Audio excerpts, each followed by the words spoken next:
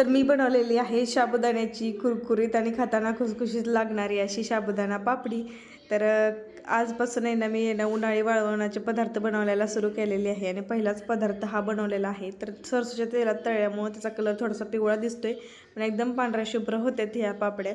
तर चला तर मग आपल्या रेसिपीला सुरुवात करूया. तर 1 वाटी साबुदाणा जो आहे तर तो मिक्सरच्या भांड्यामध्ये मी घेतलेला आहे आणि तो मिक्सरमधनं बारीक करून घेतलेला आहे. त्याचबरोबर आता गॅसवरती आहे ना कढई तापायला ठेवलेली आहे आणि त्याच्यामध्ये आहे ना मग आपल्याला पाणी म्हणजे जो साबुदाणा आहे तो घालायचा आहे पहिल्यांदा. 1 वाटी साबुदाण्यासाठी 12 वाट्या पाणी लागणार आहे आपल्याला त्याला शिजवण्यासाठी. तर पहिल्यांदा तर आता तो साबुदाणा बारीक केलेला होता तर तो मी घालून घेतलेला आहे. तर हळूहळू करून आपल्याला त्याच्यामध्ये पाणी ॲड करायचे.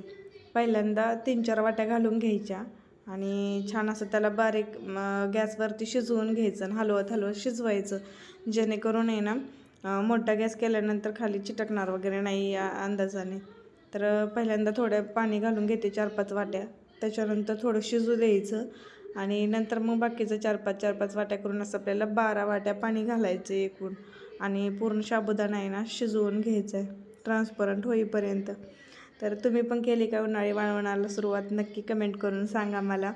आणि आता जो मी म्हणजे साबुदाण्याची पापडी बनवते तर ती मी पहिल्यांदा बनवते आणि पुढं काय चूक झाली ना तर ती तुम्हाला नक्की व्हिडिओमध्ये समजेलच पुढं माझी काय चूक झाली ते. आणि मी पण तुम्हाला सांगते तुम्ही काही करायचं नाही ती पण काळजी घेण्यासाठी. तर बघा आता पहिल्यांदा आहे ना शिजवून घेते मी साबुदाणा. निम्म्या वाटी आधीच मी पाणी घातलं होतं, त्याच्यानंतर मग बाकीचे थोडेसे आणखीन 2-4 वाट्या पाणी घालते मी त्याच्यामध्ये. आणि जसं जसं शिजलं ना तसं तसं ते आटून जातं पाणी. आटलं की त्याच्यामध्ये आपण ॲड करायचं पाणी. म्हणजे 1 वाटी साबुदाण्यासाठी 12 वाटी पाणी आपल्याला एकूण लागणार आहे. तर छान पद्धतीने ना आता साबुदाणा शिजवून घेते मी. तर पहिल्यांदा साबुदाणा पापडी मी करण्यासाठी घेतलेली आहे, कारण मी याच्या आधी कधीच केलेली नव्हती. तर पहिल्यांदा करते मी साबुदाणा पापडी. मागच्या वर्षी आहे ना साबुदाणा बटाट्याची चकली केली होती, वेपर्स केले होते. तर ही जी पापडी आहे तर ती पहिल्यांदाच करते मी. चुका म्हणजे पहिल्यांदा केल्यानंतर समजतं ना की काय काय चुका होतात, काय करायला पाहिजे किंवा काय नाही करायला पाहिजे. तसंच म्हणजे थोड्याफार गोष्टी मला यातून समजलेल्या तर आहेतच. तर आता हे बघा पूर्ण ट्रान्सपरंट झालेलं आहे आपला साबुदाणा. 12 वाट्या पूर्ण पाणी घालून झालेलं आहे माझं. आणि कसं ओळखायचं की आपला साबुदाणा पूर्ण म्हणजे शिजलेला आहे? तर पळीवरती असं घ्यायचं आणि ते म्हणजे त्याचं जर असं खाली आलं नाही ते पीठ की म्हणायचं आपलं साबुदाणा आहे ना परफेक्ट शिजलेलं आहे. हे बघा असं खाली जर नाही आलं त्याचा म्हणजे शिजलेला आहे आपला परफेक्ट साबुदाणा.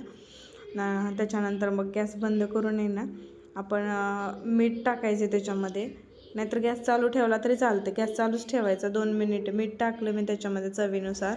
आणि तर हिरवी मिरची टाकू शकता तुम्ही किंवा लाल मिरची पावडर पण टाकू शकता. तर मी लाल मिरची पावडर टाकलेली आहे.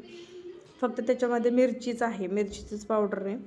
तर मीठ आणि लाल मिरची पावडर टाकलेली आहे आणि 2 मिनटं उकळी काढून घ्यायची आपल्याला.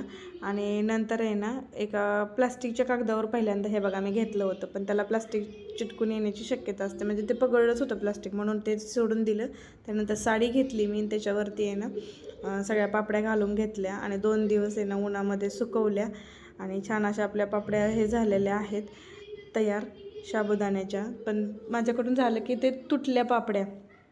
त्याची काही ट्रिक असेल तर मला नक्की सांगा की पापड्या आहेत तशा निघतील त्याच्यासाठी. तर आता तळून म्हणजे घेतलेले आहेत मी, आता तळून तुम्हाला दाखवते कशा छान अशा खुसखुशीत झालेल्या आहेत. तर मला एकच तुम्हाला विचारायचं की त्या पापड्या कशावरती वाळायला घालू शकतो जेणेकरून आपण यांना सगळ्या निघतील? ते मला नक्की कमेंट करून सांगा. व्हिडिओ आवडला तर लाईक शेअर सबस्क्राईब करायला विसरू नका.